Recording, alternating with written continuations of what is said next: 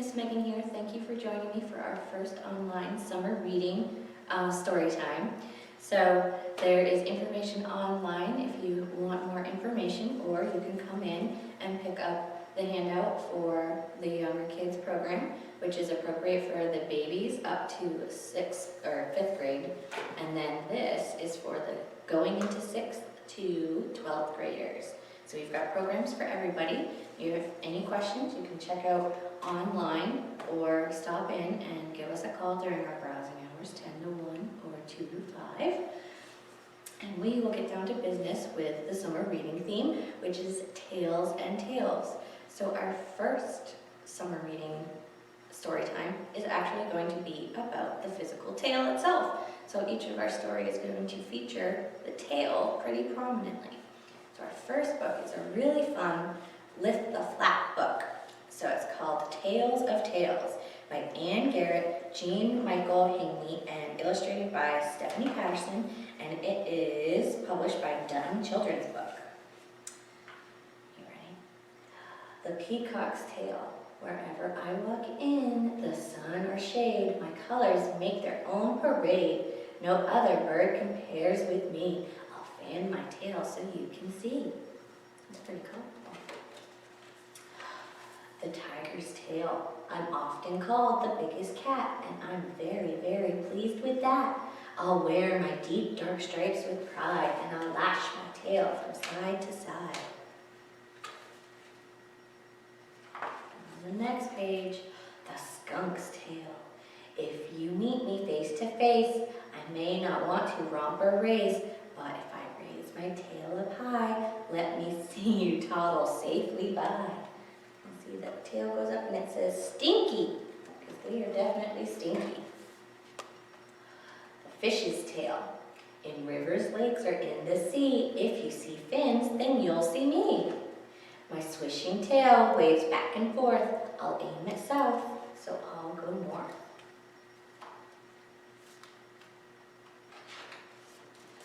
The Raccoon's Tail. I wear a mask like Robin Hood. My other end looks just as good. Of all the odd and quirky things, my tail is where I wear my rings. You see, that's where the tail is. Beaver's Tail. I build my home from mud and sticks. My tail can do some clever tricks. I use it like a tennis racket to pile the mud and smack and pack it. So that's what they use to build their home with. The Kid's Tail. Kids do not have tails, I know. I've checked myself from head to toe. These tales are over now, my friend. So lift the flap and see. Haha, surprise, the end.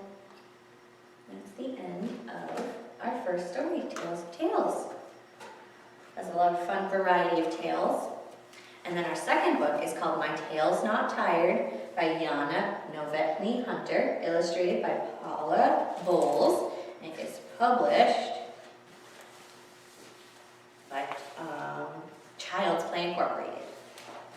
It's all about a monster with different parts that need to be tired. Come on, little monster, said Big Monster. You must be tired after your busy day. No, I'm not, said the little monster, quick as a wink. My knees aren't tired. My knees have lots of bounces in them. The big monster smiled. Show me.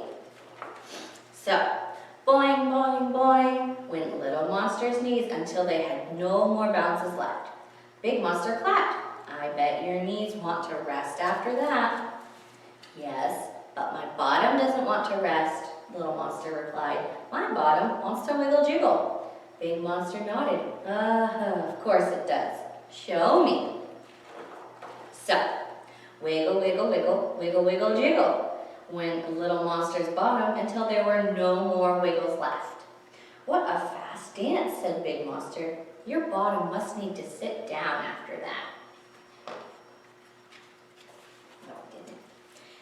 Yes, but my tail doesn't need to sit, the little monster insisted. My tail needs to swing, swing, swing. Big Monster groaned. Show me. So, wee, wee, wee, went little monster's tail until there were no more swings left. tail must be getting sleepy by now, suggested Big Monster. Maybe a tiny bit, but my back won't lie still. It still has to roly-poly around. All right then, show me. So, roly-poly-olio went Little Monster until there were no more rolls left. Spectacular rolling, Big Monster said. That tired back must need rubbing, and Big Monster rubbed Little Monster's back over and over again in back time. Is that a yawn? Big Monster wondered. No, growled Little Monster. My voice isn't even tired yet. Really? You better show me. Rah, rah, rah, roared Little Monster. Oh, Big Monster cried. What a scary monster. It's only me, just your Little Monster. So it is. Your voice must need a rest after all that roaring. Yes, but my feet aren't tired yet. My feet have jumps inside them. Show me. Surprise! Little Monster jumped up like a jack-in-the-box. Big Monster was surprised. Now that has me tired out, Big Monster yawned. How about you? Little Monster flapped both arms. Not my arms. My arms just need to fly like a jet plane. Big Monster sighed. Show me. So, zoom, zoom, zoom, went Little Monster round and round the room, landing hard on Big Monster's lap.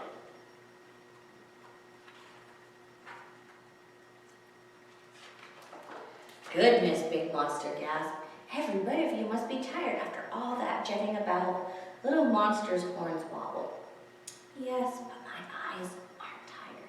My eyes want to open and shut. Open and shut. Open and shh.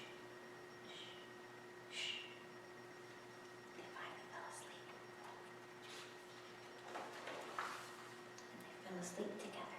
That's the end of my tail's not tired. So, guess they ran out of parts to get tired, and finally they fell asleep. So the last book we're going to read together is one of my favorite stories. I remember reading it when I was much younger, and it's what has inspired your to-go craft packet. So you'll be able to do a craft if you stop in first come, first serve for one of the 20 prepared crafts or so. So you can also download the templates online, so you can do it yourself at home if you don't get in for a grab-and-go packet. So there's a lot of different ways you can participate with the Storytime book today. It's called Lion and the Little Red Bird, and stories and pictures are by Elisa Kleven. I love, love, love the illustrations in this book. It is published by Dutton's children's book. One afternoon, a little red bird saw a lion with a bushy green tail as green as the forest. The bird had never seen anything so unusual and so pretty. Just looking at it made her happy. Lion, lion, she said, why is your tail so green? The lion didn't understand the bird's language. He thought she was just simply chirping. He smiled at her and wandered down to a field of orange flowers.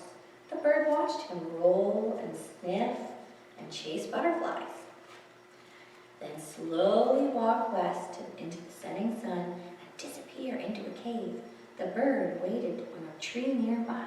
She wanted to see the lion's green tail again, but the lion did not come out of the cave. So the bird made herself a soft nest and slept through the warm, starry night. In the morning, the lion came out swishing his tail, which was no longer green, but bright orange as a flower, orange as a butterfly, orange as the setting sun. Lion, lion, the bird chirped astonished. Why is your tail orange? Again, the lion didn't understand the bird. He smiled at her and climbed over the hill and up the mountain to a deep blue lake beneath a bright blue sky where he soaked his tired paws while the birds splashed by. And that's a beautiful page, isn't it? At the end of the day, the lion climbed back down the mountain, over the hill, and home to his cave. The bird settled down in the tree, wondering as the sky darkened about the lion and his orange tail. But in the morning, the lion's tail was no longer orange. It was blue as the brightest blue sky, blue as the deep mountain lake where he'd soaked his paws. Lion, lion, the bird chirped, enchanted. How did your tail change from orange to blue? Are you a magician? The lion just smiled and ambled over to a bush full of shiny red berries. They were beautiful berries, but very sour. Lion, the bird chirped, making a face. These berries are still too sour to eat. Why don't you pick them when they're ripe? The lion just smiled, thinking about how much he liked the bird's chirping company. All afternoon, the lion picked berries while the bird nibbled on some sunflower seeds nearby. Once, when the lion stepped on a thorn, the bird pulled it out for him. At sundown, the lion swished his tail goodbye and returned to his cave. The bird settled down in her nest, and she wondered what color the lion's tail would be in the morning. She wished he could answer her questions. During the night, a storm came. Thunder crashed and lightning flashed. Rain swept away the bird's nest. Hearing the noise, the lion rushed out and reached up into the tree where the bird was crouched, shivering and scared. He lifted her down and carried her into his cave. The cave was warm and colorful. The walls were filled with pictures of green forests, orange flowers, butterflies and sunsets, a bright blue sky, and a deep blue lake. You see all the pictures on the cave? Lion, lion, the bird chirped, delighted. How did these pictures get here? The lion smiled, dipped his tail into a bowl of the shiny red berry juice, and painted a picture of the bird, chirping on a berry bush. The bird sang while the lion painted. She sang a song without any questions, full of color and joy. The lion had never heard anything so unusual and so pretty. Just listening made him happy. And in the morning, the storm was past. The world shone fresh and bright. The tails was berry red. The lion's tail was berry red, and the little bird knew why.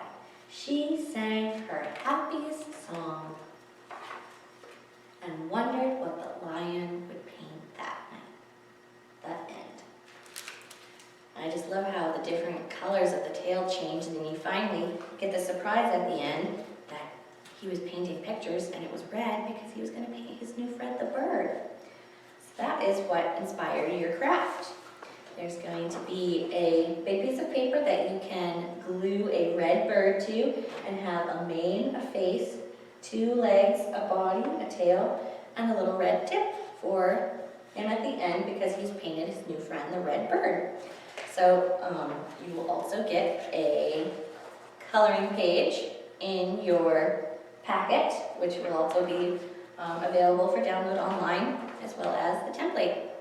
So you can see what different colors there were for the lion and use them appropriately with your template. So hopefully you'll join me again next week as we go through the summer of Tales and Tales. We've got lots of fun things planned, so make sure that you stop in or give us a call if you have any questions. And stay tuned to all of our fun online programs and come in and get some rewards for your reading time. Goodbye, friends.